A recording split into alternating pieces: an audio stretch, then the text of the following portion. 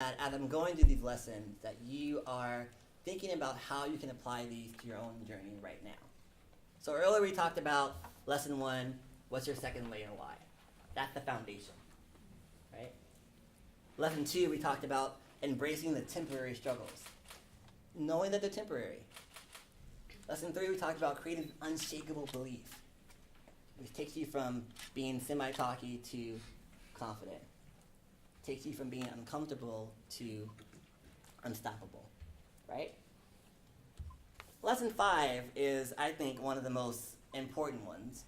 One that I will preface by saying is hard.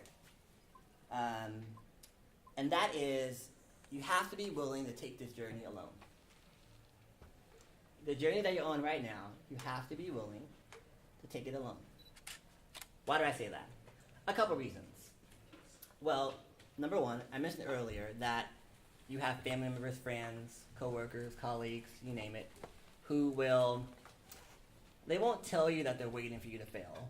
But what they'll do is something like this. Let's say that, Sam, I'm going to pick on you for a second. You get ready to start a business. You tell your friend about it, and it's... You hear that? I didn't tell you waiting for you to fail, but... Yeah, okay. Yeah, right. Or Ruby, that you're getting ready to go get your college education. Well, it's going to take a long time. Why not just say congratulations, right? Maybe you have people in your life like that. I do. Raise hands. Anybody? Yeah.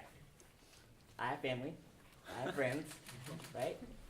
The things I've done to this very day. Well, how did you do that? I haven't done that. If you search for validation amongst other people in regards to your journey, your dreams, your goals, you're already shooting yourself in the foot. Just to be like blunt with you. Because the validation comes from you. Right? I talked about earlier, creating an unshakable belief, building that foundation. That validation comes from you.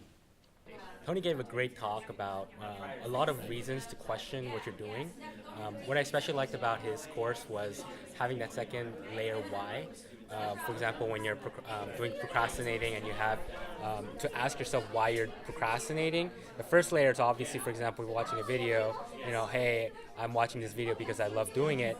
But I think if you really give that second layer of why you're watching that video, I think you can really address a lot of the insecurities and things that are going on that really prevent you from being who you want to be, which is what Tony really did a good job of showing this talk. Immediately, I was just thinking about Tony's story, and it's pretty incredible in a lot of ways and quite different than mine, yet at the same time kind of going through the different points he had, I noticed that those are true, and I mean there's at least 2 that have greatly improved my life, and other aspects that I think are just a continuation of things that I'm shooting for, and I really think anyone could shoot for. And it's just, it's interesting that it doesn't really matter what your situation is. I think these are a lot of universal ideas, and they're connected, and I think they're important.